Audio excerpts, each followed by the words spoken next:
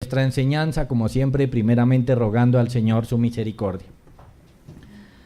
Padre, te damos muchas gracias por esta tarde que nos das y porque has puesto en nuestro corazón el poder dedicar este día, como lo vemos en las Escrituras, gran parte del tiempo en la comunión con los hermanos para adorarte, para seguirte y por supuesto para aprender de ti.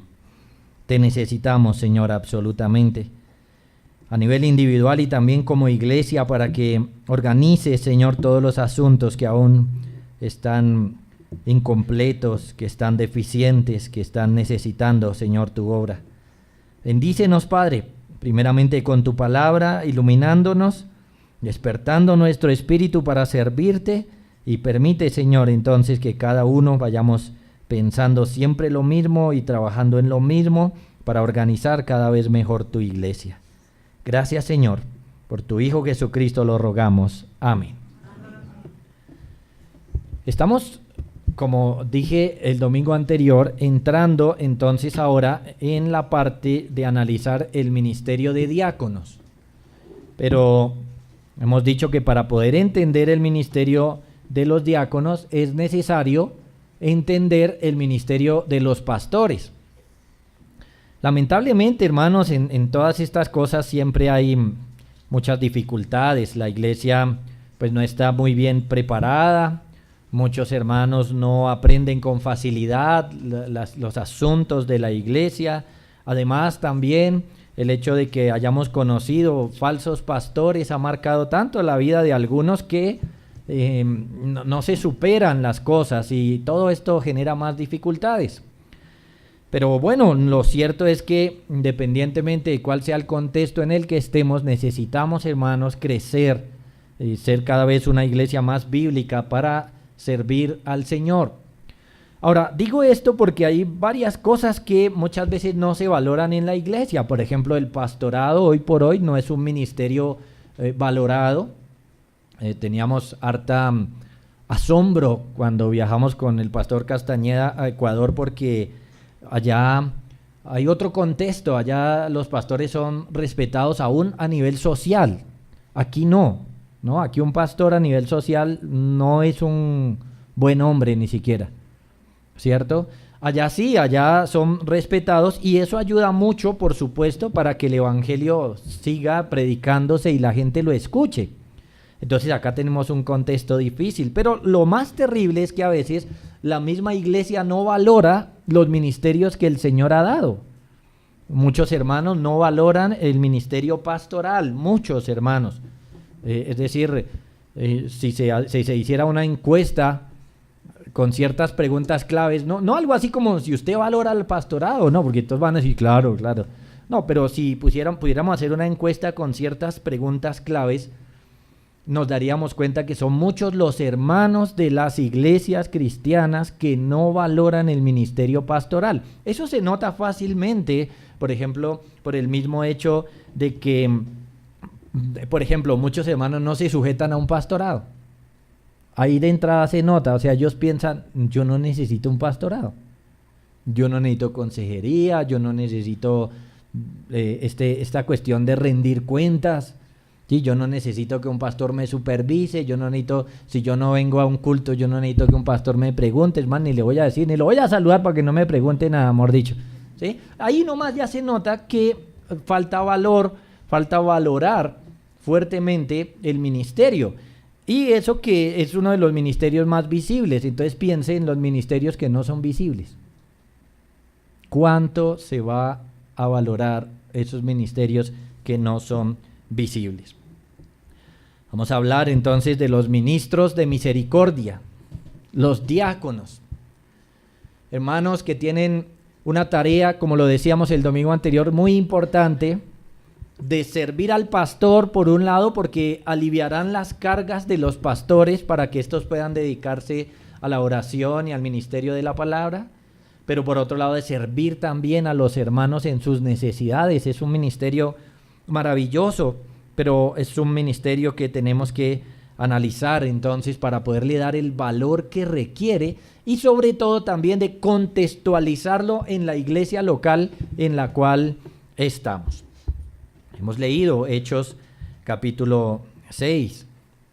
Y hemos visto cómo hay una necesidad allí en la iglesia de Jerusalén de nombrar unos hermanos que pudieran estar pendientes de la distribución diaria de las viudas. Esto entonces ya sugiere de entrada que habían mujeres, digámoslo así, abandonadas a su suerte, como alguien diría, dentro de la iglesia, pero no quedaron abandonadas, porque el amor de Dios se expresaba en que la iglesia asumiera el sostenerlas económicamente. Y estamos hablando, hermanos, aquí no de una ofrenda casual, no estamos hablando de ofrendas esporádicas para esas viudas, sino de un sostenimiento permanente de esas viudas.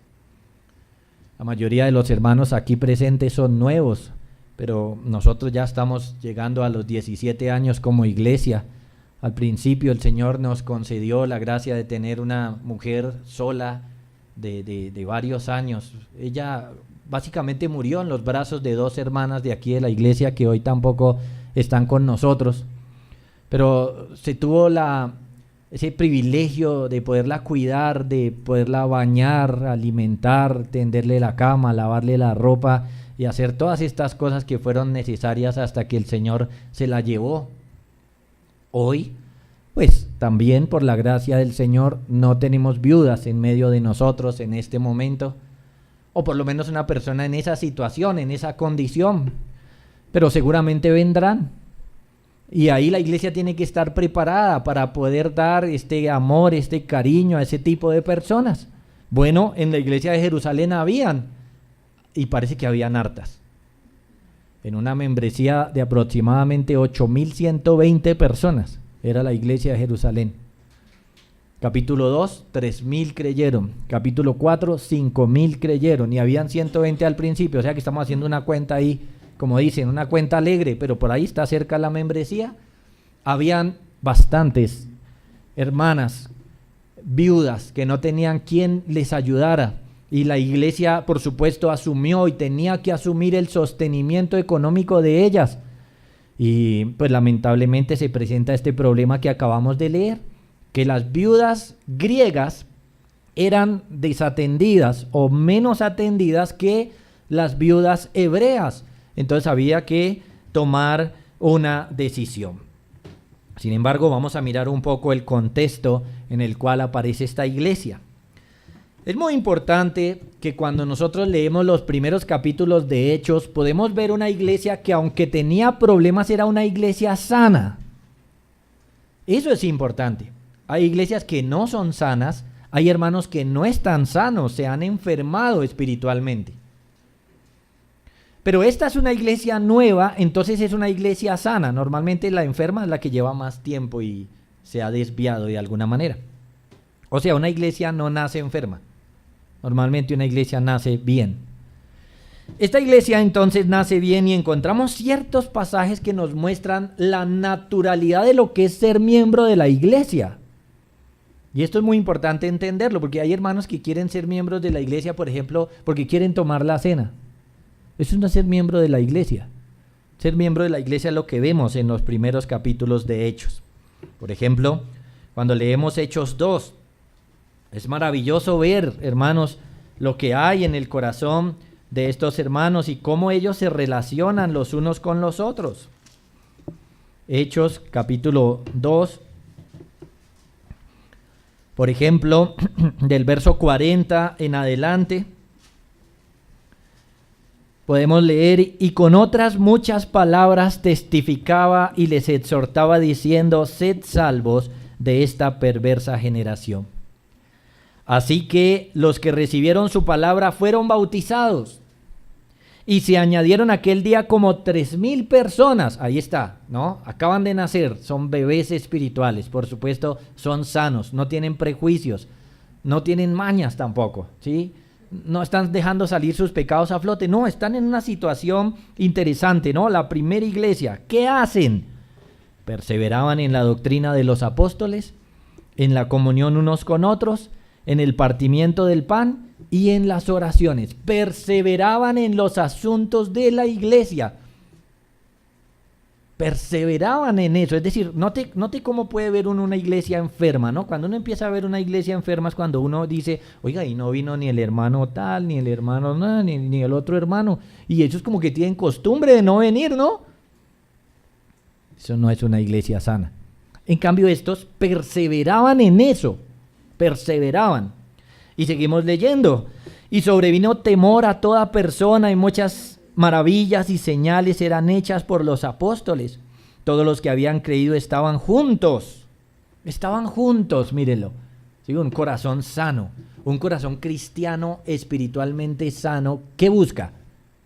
La compañía de otros hermanos, estar junto a los otros hermanos. Mira, una muestra clara de que alguien no es creyente es que rechaza a los cristianos. Uy, cristiano, qué aburridor. No, invitamos a alguien, vamos a hacer una reunión con cristianos a las 5. Uy, hermano, no. Pero cuando la persona ha sido llamado por el Señor, ahí es donde quiere estar, ¿no?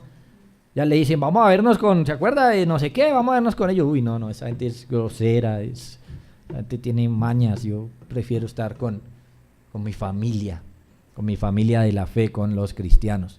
Ahí también podemos analizar precisamente el corazón sano de una iglesia. El corazón sano de una iglesia y de una persona es que quiere estar con los hermanos. En cambio, si siente rechazo a los hermanos, ese corazón está enfermo. Bueno, y en el mejor de los casos está enfermo, porque en el peor de los casos no es cristiano. Esto es algo de lo que le da el Señor al creyente. Él lo pone en uno. No es ni siquiera que uno se lo propone, es una cosa que nace naturalmente. Si usted no le nace, ¿por qué cree que es cristiano? Si no le nace. Y en el mejor de los casos es cristiano, pero está enfermo, está de doctor, espiritualmente hablando, está de doctor. Entonces, todos los que habían creído estaban juntos. Y además tenían en común todas las cosas, imagínense. Y nos explica, vendían sus propiedades y sus bienes y lo repartían a todos según la necesidad de cada uno. Imagínense este cariño, este amor que había en su corazón, de que una persona podía decir, bueno, yo tengo una casita por allí, la voy a vender porque yo quiero es que estos hermanos que no tienen coman. De alguna manera pudiéramos preguntar, ¿a alguno de nosotros se nos pasa por la mente? Uno muchas veces a lo máximo dice, si yo tuviera plata, le compraría a aquel hermano una chaqueta porque está haciendo frío. Pero es si tuviera. Pero claro que uno puede, pero uno vive es como de eso, ¿no? Como de esos sueños, lo cual evidencia que muchas veces no hay el cariño que debiera haber en el corazón. Pero estos hermanos, dice el pasaje, vendían sus propiedades. Ahora, note que no es un mandato. Usted dirá, entonces, ¿por qué me dice que lo haga? No, analícelo, no es un mandato. El Señor no le estaba mandando a la gente venda sus propiedades. Hay gente que quiere mezclar el cristianismo con el comunismo, con el socialismo, y decide todo tiene que ser común. No, lo maravilloso del evangelio es que el evangelio no le dice todo es nuestro. El evangelio le dice esto es suyo, pero repártalo. Eso es lo maravilloso, porque si todo es nuestro, pues, o sea, ¿qué? Pues es de todos, entonces pues yo no tengo que desprenderme de nada. Pero si esto es mío y tengo que repartirlo, ahí sí tengo que hacer el ejercicio de compartirlo, que es lo que santifica el corazón. ¿Ven la diferencia? Hay una diferencia muy grande. Pero no había un mandato, no hay un mandato allí, nadie le está mandando hagan esto, pero ellos en ese amor que experimentaron cuando Cristo los salvó, ese amor que experimentaron siendo bebés cristianos, pues vamos a vender esto y lo repartimos, porque aquí no es posible que el otro hermano esté aguantando hambre. Eso es un corazón sano. Sigue diciendo, verso 46, y perseverando unánimes cada día en el templo y partiendo el pan en las casas, comían juntos con alegría y sencillez de corazón, alabando a Dios y teniendo favor con todo el pueblo, y el Señor añadía cada día a la iglesia los que habían de ser salvos. Luego leemos en el capítulo 4, por ejemplo, de el verso 32 en adelante. Esto sigue siendo una realidad. O sea, esto no fue una casualidad lo que acabo de leer. Era el corazón de estos hermanos. Así que en el 4:32, como les dije, ya hay 8.120 creyentes por lo menos reconocidos, así en estadística rápidamente, podrían haber más. Y leemos en el 32, y la multitud de los que habían creído eran de un corazón y un alma. Y ninguno decía ser suyo propio nada de lo que poseía, sino que tenían todas las cosas en común. Otra vez lo mismo que nos dijo al otro lado, que tenían todo en común. Pero ahora hay más gente.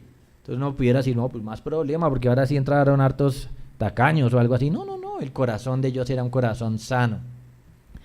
Entonces el verso 33 dice, con gran poder los apóstoles daban testimonio de la resurrección del Señor Jesús y abundante gracia era sobre todos ellos. Así que no había entre ellos ningún necesitado.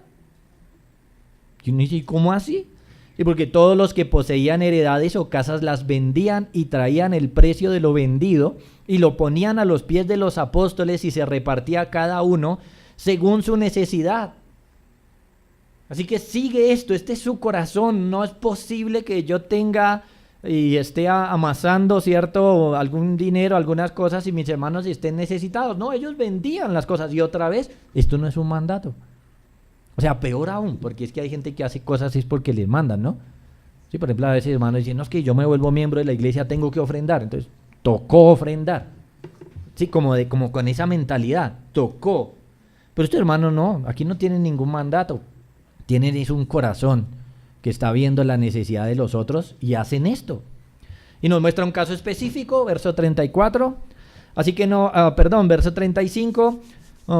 36, entonces José, a quien los apóstoles pusieron por sobrenombre Bernabé, que traducido es hijo de consolación, levita, natural de Chipre, como tenía una heredad, la vendió y trajo el precio y lo puso a los pies de los apóstoles. Entonces noten cómo, hermanos, nosotros al leer unos pasajes como estos, vemos algo que de pronto hasta nos asombra. De pronto hasta mucho nos asombra, porque uno dice, pues yo no soy así. Y entonces decimos, ve, tremendo esta iglesia. Esta iglesia tenía sus problemas, pero tenía también un verdadero amor, ¿no? Porque hay gente que confunde el amor. Hay gente que piensa que el amor es que nos estemos dando picos y que nos estemos diciendo tan lindo que es usted a toda hora. No, esto es un verdadero amor donde un hermano necesitado es apoyado por otro, ¿sí? Por otro hermano. Entonces la iglesia está creciendo y está creciendo en este amor. Y esta naturalidad se ve en estos bebés cristianos, nace este amor sin mandatos, sin decirles es que ustedes tienen que hacer esto. No, les están haciendo cuidarse los unos a los otros, lo cual es correcto. Siempre desde el Antiguo Testamento el Señor enseñó a su pueblo a cuidar de las viudas, de los huérfanos, que eran los personajes más necesitados en algún momento, y pues aquí lo están haciendo. Llegamos al 6 y entonces evidenciamos que los creyentes estaban cuidándose, lo estaban haciendo, pero ahora ya hay mucha gente. Sin embargo, se están cuidando, hay unos dineros que se están recogiendo, ya vimos cómo, ¿no? Entonces hay dineros que se están recogiendo, se están trayendo a los apóstoles, y los apóstoles los están administrando. Parece que hay muchas viudas y no sabemos cómo manejaban el asunto, es decir, si les daban el dinero o si les daban mercado, no sabemos cómo lo manejaban, no sabemos si se lo daban cada 8 días o todos los días, ¿cierto? Pero lo cierto era que estaban haciendo eso, recogían dineros y lo repartían según la necesidad. El capítulo 6 nos enseña que puntualmente los necesitados eran las viudas. Claro, podían haber otros, pero ese era el foco principal. Entonces evidenciamos otra vez el amor los unos por los otros y empezamos a ver entonces una dificultad crítica ahí, porque al alimentar estas viudas, pues entonces se empezó a cometer errores de darle más cuidado a las hebreas que a las mujeres griegas. Ahora, no se trata, miren, esto no es un regalo casual lo que se les daba. No es una ofrenda casual lo que se les está dando, es un sostenimiento periódico permanente. ¿Me estoy haciendo entender? Esto no es como muchas veces que algún hermano cae en una necesidad y decimos, hermano, pues recojámosle una ofrenda al hermano X, y entonces se la recogimos una vez cada 10 años.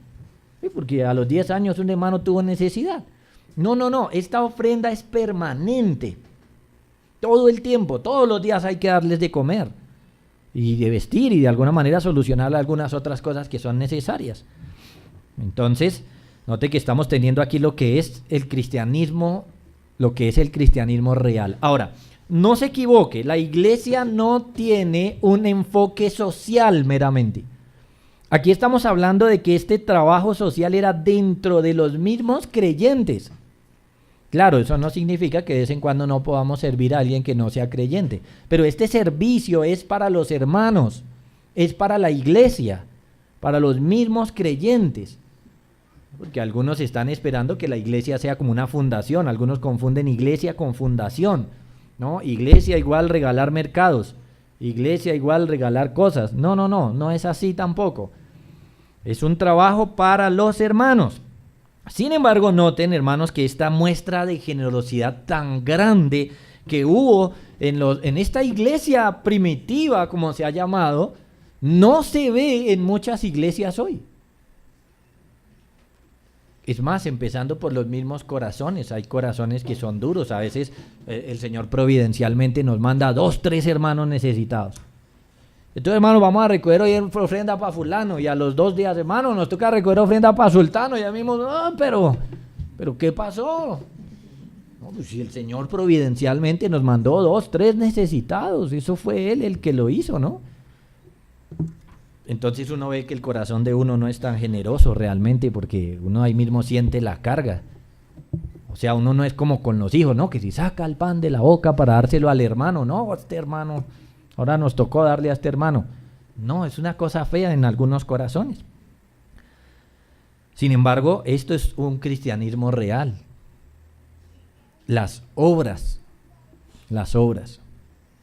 Hacer obras. Esto hace parte de hacer obras. ¿Recuerdan?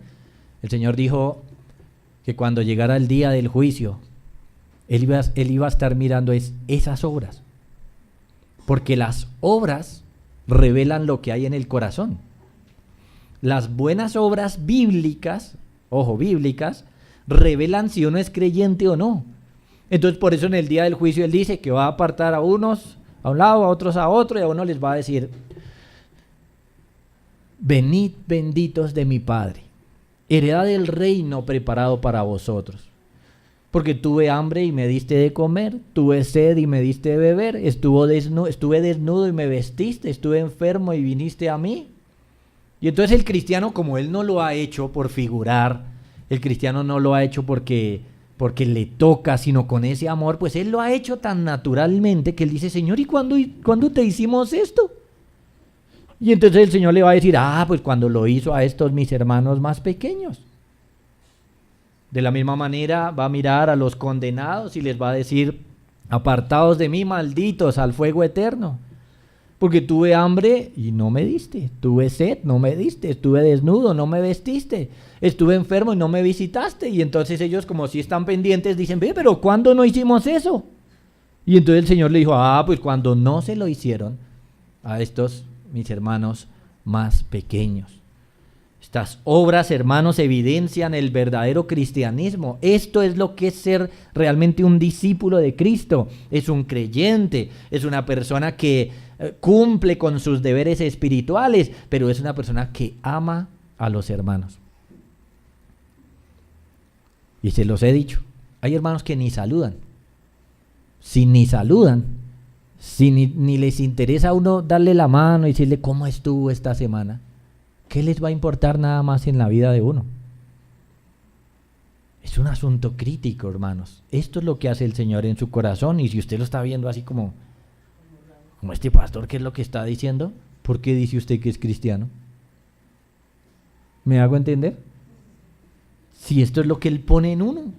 Es decir, una persona cree en Cristo y él mismo se enamora de los hermanos.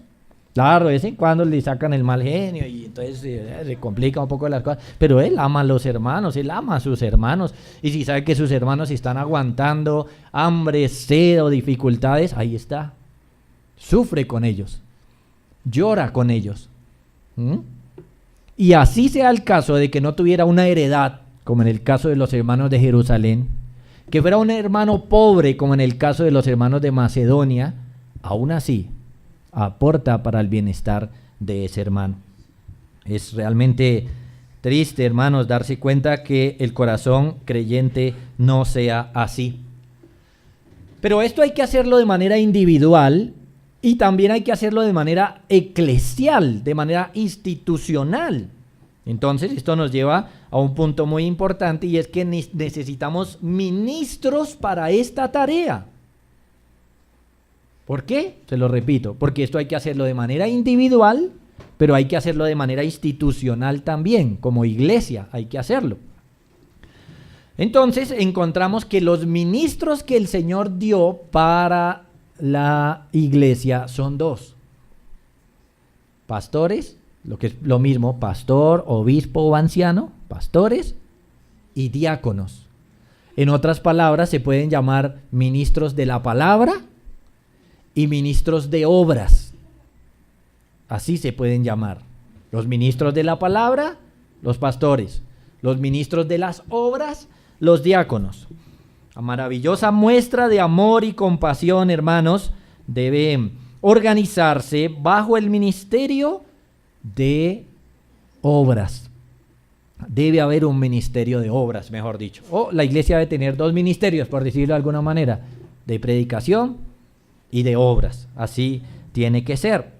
Entonces, esto, como se los dije el domingo anterior, es la obra, es la labor de los pastores, pero los pastores no pueden, hermanos, hacer toda la obra. Es por su incapacidad, es por su pequeñez. Y cuando digo esto, tampoco es que los miren mal ahora.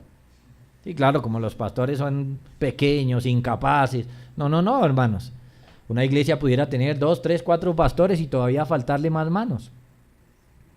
Todavía faltarle más manos, porque todo esto es una tarea fuerte. Se los decía el domingo anterior. ¿Cuánto tiene que durar uno estudiando la Escritura? ¿Cuánto tiene que durar uno orando? Sí, por ejemplo, el enfoque principal de los pastores es la oración y la palabra. ¿Cuánto debe orar uno? 2 minuticos. Con 2 minuticos diarios sale, ¿no? ¿Cuánto toca estar orando? ¿Cuánto? ¿Sí? ¿Y cuántas luchas tienen los pastores? Porque les decía, hay personas que no valoran el ministerio porque, mire, el pastor a la final es igual que usted y tiene más responsabilidades que usted. Es igual que usted, tiene que orar, luchar, esforzarse como usted. Y además tiene que cuidar a otros. Entonces tiene que enfrentarse con cargas personales, pecados personales, luchas personales y además vencer eso y ponerse a orar por los otros, por ustedes, por el pecado del uno, por las alegrías del otro, porque el otro está sin trabajo, porque el otro es bien rebelde, porque el otro es bien grosero, porque el otro se duerme en el culto. ¿Sí? O sea que toca estar ahí pendiente de todas estas cosas y también tiene que dar este amor de servir a los hermanos, de que si un hermano está necesitado se le pueda dar. Esto, por ejemplo, es algo que muchos hermanos no miran. Hay muchos hermanos que no saben cuánto, por ejemplo, un pastor emplea en los hermanos pobres. Eso los hermanos no lo saben, porque además uno no lo dice.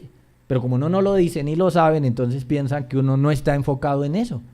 Pero ustedes no saben cuánta gente tiene uno que aconsejar y le dicen, por ejemplo, algo como: pastor, llevo 3 días sin comer. Y uno que les dice: bueno, hermano, pues vamos a orar. No, hermanos, a uno le toca, ¿no?, meter la mano, y no porque le toca, sino porque lo ama, y darle a ese hermano. Pero eso nadie lo sabe. ¿Quién lo sabe? ¿Quién lo sabe? ¿Sí ven? Y como les decía al principio, muchos hermanos no valoran el ministerio pastoral, pero son muchos los que uno muchas veces ha podido, hermanos, y a veces con dificultades terribles también uno y compartimos este billete entre los dos. Pero eso no lo saben. Pero eso es parte del trabajo pastoral. Hermanos que son buenos es para la crítica, ¿no? No, el pastor que no me ha visitado, pues ¿para qué lo voy a visitar? Puntualmente, ¿para qué? Sí, hay hermanos, por ejemplo, hay hermanos que piensan, y se los dije, a mí nunca me han dado mercado en la iglesia. Pero si usted nunca se ha quedado sin trabajo, ¿por qué le tenemos que dar mercado? Y entonces son buenos para criticar. A mí nunca me han dado mercado. Es que eso es para los hermanos que están pobres, para los hermanos que están necesitados. Eso no es para repartirlo ahí entre todos. No, es según la necesidad. ¿Sí? Entonces hay una serie de críticas y resulta que esos que critican muchas veces ni entienden qué es lo que está pasando a su alrededor. Y hay un ministerio de palabra y obra, se debe predicar y actuar. Bueno, claro que los que han recibido la bendición lo saben, ¿sí o no? Ahí ya el problema es que sean agradecidos o no, pero lo saben. Cuando muchas veces un hermano o un pastor ha estado pendiente de sus necesidades. Entonces resulta que debe el ministro hacer esta obra, y esta obra es grande, palabra y obra, y bueno, ahí vienen ciertas dificultades porque nos sentimos limitados, estamos limitados, no podemos hacer toda esa tarea con todos los hermanos, no podemos estar pendientes de todos, a veces por simples reglas físicas, uno no puede estar en dos lugares al mismo tiempo, ¿sí? A veces por simples reglas físicas. Te los he dicho, a veces uno está pastoreando un hermano y dura 2 meses reuniéndose con ese y mientras tanto, pues con otro no se reúne. Y luego se reúne con otro y entonces los otros están esperando. Siempre hay esta tensión, esta lucha. Sin embargo, entonces, vienen los apóstoles aquí en Hechos 6 y se dan cuenta que las dos tareas hay que cumplirlas. Se está desatendiendo el cuidado de las viudas, es una realidad, ya se están quejando, hay murmuración, entonces algo hay que hacer, hay que resolver el problema. Y los apóstoles lo resolvieron creando, por supuesto, de manera correcta, un nuevo cuerpo de funcionarios eclesiásticos que son los diáconos. Le dijeron a la iglesia que escogieran dentro de ellos a 7 personas a quienes le pudieran encargar esta tarea, de tal manera que ahora ya iban a haber ministros de la palabra y obra, que son los pastores, y ministros de obras, que serían los diáconos. El pastor de todas formas sigue siendo ministro de palabra y obras. Aun cuando se nombre un diácono, no significa que los pastores no están pendientes de las obras, no están pendientes de las necesidades de los hermanos, pero sí que se le puede delegar a algunos hermanos para que se hagan unas tareas mucho mejor. Ahora, si usted analiza las listas o los pasajes que nos hablan de los dones en la iglesia, se podrá dar cuenta que una de las clasificaciones bíblicas que hay son palabra y obras. Hay varios pasajes que nos muestran eso, dones que tienen que ver con la palabra, dones que tienen que ver con las obras. Algo maravilloso es que, por ejemplo, uno puede ver esto y esto entonces nos ayuda, hermanos, a enfocarnos también con relación a nuestros dones. Por ejemplo, miremos algunos pasajes para tener esto en cuenta. Romanos 15, 18.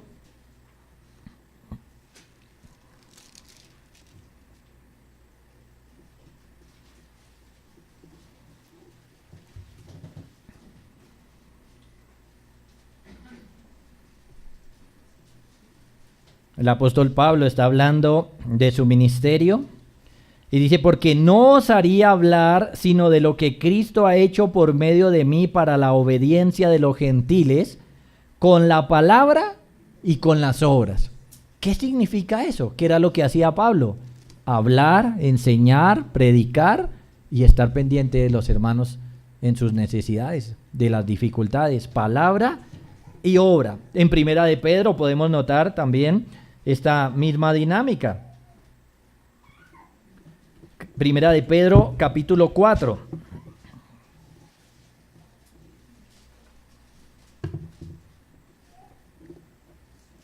En el verso 10 dice, cada uno según el don que ha recibido, ministrelo a los otros como buenos administradores de la multiforme gracia de Dios. Y en el verso 11 él va a clasificar los dones en 2 listas. Si alguno habla, hable conforme a las palabras de Dios. Si alguno ministra, ministre conforme al poder que Dios da. Ahí está. En 2 palabras se resumen los dones. Palabra y obras. Aquí salió ministrar, que es lo mismo que servir, ¿cierto? Ministrar. La Biblia nos dice que tanto Moisés, por ejemplo, fue un hombre poderoso en palabra y obras, como el Señor Jesús. Es decir que Moisés es una persona con un ministerio más completo, porque podía como de alguna manera tenía la capacidad como de hacer ambas cosas, palabra y obras. Y el Señor Jesús, pues ni se diga, ¿no? Eso ahí siempre iba mezclado, palabra y obras, palabra y obras. Tuvo compasión, estaba predicando, los sanaba, les daba, tuvo compasión y alimentó a 5,000. Ahí vemos al Señor en esto. Miremos dos pasajes, Lucas 24:19.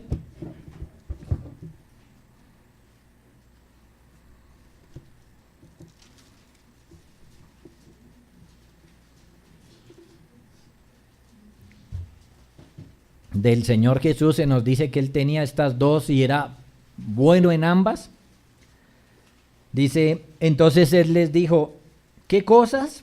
Y ellos le dijeron, de Jesús Nazareno, que fue varón profeta, escuchen, poderoso en obra y en palabra delante de Dios y de todo el pueblo. Claro, el Señor Jesús es nuestro ejemplo en todo sentido. Poderoso en obras, en estar sirviendo, y poderoso en palabra, en estar predicando y enseñando. Así por el estilo era Moisés.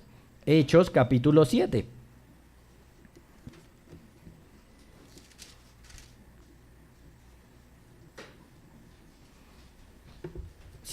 Verso 22. Dice, y fue enseñado Moisés en toda sabiduría de los egipcios y era poderoso en sus palabras y en sus obras. Y esta es la misma idea. Pero resulta entonces que entre nosotros muchos no somos poderosos en ambas. Hay hermanos que son buenos en obras y por eso son hermanos que debieran ocupar más bien cargos como del diaconado. Y hay hermanos que son poderosos en palabra, por lo tanto, debieran ocupar más bien cargos en cuanto a la predicación y la enseñanza. Esto no significa que si usted es débil en palabra, no se fortalezca. Porque hay hermanos que han dicho así, no, como yo no tengo el don de la enseñanza, pues yo no estudio Biblia. No, es un error total. O al revés, el otro que diga, pues como yo no soy bueno en las obras, dejémosle eso a los demás. Y entonces dejan la compasión. No. ¿Es posible que alguien sea poderoso en obras? Pero tiene que estudiar la Biblia y fortalecerse en eso. Y es posible que alguien sea bueno en lo otro y también tiene que dedicarse a lo que normalmente puede ser débil. Así que entonces estos apóstoles pues y los pastores tienen la responsabilidad de la palabra y las obras, pero no tienen tanta capacidad. Ellos se dan cuenta que no pueden hacerlo todo, y menos en una iglesia tan grande. 12 líderes con 8,000 y pico de personas. No sabemos cuántas eran las viudas, no sabemos cuánta era la necesidad, pero el solo hecho de predicar y enseñarle a 8,000, es más, ni a 100. Trate con 100. Porque a veces uno dice, no, pero 100 ya se puede. Sí, pero trate y verá la dificultad. Eso no es tan sencillo. En la práctica, en la dinámica práctica, ¿sí? Hacerlo ya. Ahora, algunos piensan muy facilistamente y algunos piensan que, por ejemplo, el pastorado es como meramente me reúno con esto y ¡tin! 2 palabras, ya lo cuadré. Hablo con el otro, ¿no? ¿Cuál es su pecado? 3 palabras, ya lo cuadré. Allá, el otro, 5 palabras, ya lo cuadré. No, hermanos, se los he dicho. Hay hermanos que puede durar 1 año convenciéndolos de su pecado. 1 año. Y todavía no lo aceptan. 1 año, imagínense. Dígaselo por un lado, dígaselo por el otro. Entonces, ¿y ahora qué le digo? ¿Y cómo hago? ¿Y cómo le toco el corazón? ¿Y cómo hago para que no me ponga bravo? Y orar, y Señor, y dame la gracia, y dame palabras para que este hermano quede convencido. Y entonces llego y le hablo y digo, como que quedó convencido. Y lo sigo uno mirando igualito. Esto no sirvió para nada. Siga orando. Señor, ¿ahora qué? Haga otra enseñanza. No, vaya a otros pasajes, mire a ver, siga orando, Padre, tócale el corazón a este hermano. Y volvemos y nos reunimos. Hermano, tome. ¿No? 2, 3 horas hablando. A veces hasta llorando con el hermano. Hermano, no sea así. Y no, nada. Eso no es fácil, hermanos. Eso no es fácil. Y muchos hermanos no tienen ni idea de qué es hacer esta tarea. Ni idea. ¿No? Ni se les pasa por la mente qué es pastorear. Ahorita, por ejemplo, que estuve en Caucasia, encontré diferentes casos y estaba hablando con unos hermanos acerca de esto, porque por allá han habido unos pastorados lamentablemente muy tristes, y les decía, es que por ejemplo para poder arreglar ciertos asuntos uno necesita sentarse 3 meses con una pareja, 4 meses con otra, 2 meses hablándole de un tema. Eso no es una cosa sencilla, hermanos, y entonces hay que prepararse, orar y que el Señor obre. Se necesita mucho esa tarea. Entonces hay que servir también a algunos hermanos que están necesitados. ¿Cómo hacemos? ¿Cómo podemos hacer? Bueno, necesitamos, hermanos, necesitamos diáconos. Necesitamos hermanos poderosos en obras. ¿Para qué? Para ser un cuerpo. De pronto, a nivel individual uno pudiera decir, a mí me falta en cuanto a las obras, a nivel individual. Pero como somos un cuerpo, entonces lo que me falta a mí lo reemplaza un hermano. Lo que le falta al otro lo reemplaza a otro. Lo que le falta al otro se lo coloco yo. Y como cuerpo podemos funcionar bien. Y por eso todos debemos poner, hermanos, nuestros dones al servicio de la iglesia para que la iglesia crezca y se desarrolle correctamente. Así que por eso necesitamos, hermanos, diáconos. Necesitamos diáconos. Pero no cualquiera puede ser nombrado diácono. Hay que entender quién es un diácono y hay que entender los requisitos tan profundos que tienen estos diáconos. El buen manejo, hermanos, de los fondos, porque los fondos se van a poner en las manos de los diáconos. El buen manejo de los recursos es esencial para que se mantenga la integridad de la iglesia y la efectividad del ministerio. Algunos, por ejemplo, algunos creyentes piensan que la desorganización es espiritual. Y no, hermanos, lo espiritual es lo contrario, es la organización. Pero nosotros no podemos organizar así porque sí y poner a cualquiera y poner a las personas al dedazo. Si alguno pudiera decir, bueno, pero nosotros llevamos 17 años y no tenemos diáconos. Sí, esa ha sido la providencia de Dios para con nosotros. No, pero que de pronto en esta otra iglesia nombraron diáconos rápido, eso fue allá. Dios tiene una providencia para cada uno. Le da el crecimiento como Él quiere, los tiempos que Él quiere. Despierta el espíritu de los hermanos cuando Él quiere, por un lado. Y por otro lado, que hay muchas iglesias donde los hombres no son responsables con su vida espiritual. Los hombres no se entregan a servir al Señor. Si usted lo analiza, estamos en un tiempo no solamente de feminismo, donde la mujer quisiera imponerse. No solamente es eso. Es que los hombres no quieren servir. Es que los hombres no quieren poner su cuerpo ahí para hacer lo que tienen que hacer. O sea que el mal no solamente es que ellas quieran usurpar ciertos cargos, el mal es que ellos tampoco quieren hacer su tarea.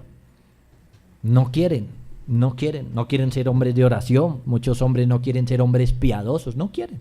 Bueno, de pronto uno les dice, mano, ¿usted no quiere ser piadoso? Pues ellos dicen, no, sí, claro. Pero cuando uno los mira, no quieren orar, no quieren servir, no quieren preocuparse por los demás. Así que hay que nombrarlos, pero no cualquiera. Y mientras tanto estaremos en deficiencia, llamémoslo así. Mientras tanto la iglesia le estará faltando áreas que atender y que crecer, pero tampoco se puede poner cualquiera por excusa de que tenemos que organizarnos ya. No, eso tiene que darse cierto proceso. Ahora bien, ¿cuál es la labor entonces que hay que darle a estos diáconos? ¿Cuál es la labor? Estos 7 debían recoger el dinero y los bienes.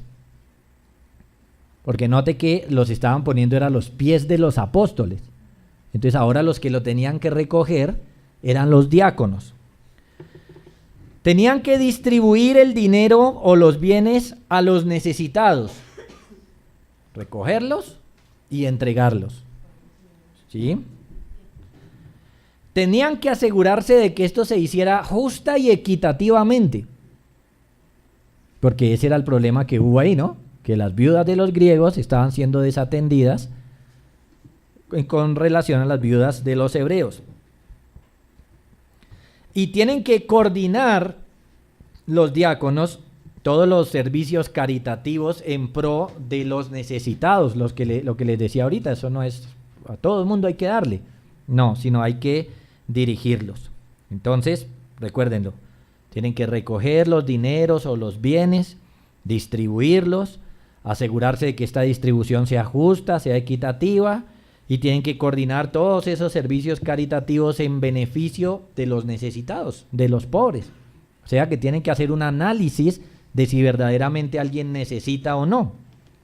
En ese orden de ideas, por ejemplo, hay personas que lamentablemente en el contexto de las iglesias se engañan. Yo les he contado cómo alguna vez una iglesia conocida estuvo ayudando a una señora económicamente, pero la señora nunca se dejaba visitar, hasta que un día el pastor pudo llegar de sorpresa.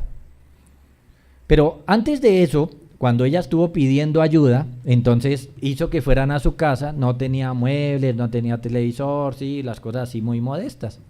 Luego no se dejaba visitar, y cuando el pastor le cayó de sorpresa, pues tenía de todo, de todo. Solamente que para recibir el beneficio, entonces dijo que no tenía, que era pobre, y hasta hizo el show de poder ir y que eso ocurriera, de tal manera que, noten otra vez, no es dar por dar, hay que saber dar. Entonces los diáconos pueden emplear cierto tiempo en hacer como esas investigaciones, estar sabiendo bien quiénes son las personas, quiénes son los necesitados, para hacer una ayuda efectiva, para que los recursos no se vayan al que no necesita, sino al que necesita. Es una tarea larga. Si estuviéramos nosotros en la iglesia de Jerusalén, esos 7 diáconos tenían harto trabajo, harto. Ya habían 19 ministros, 12 apóstoles y 7 diáconos. Seguramente todavía no daban abasto, como decimos.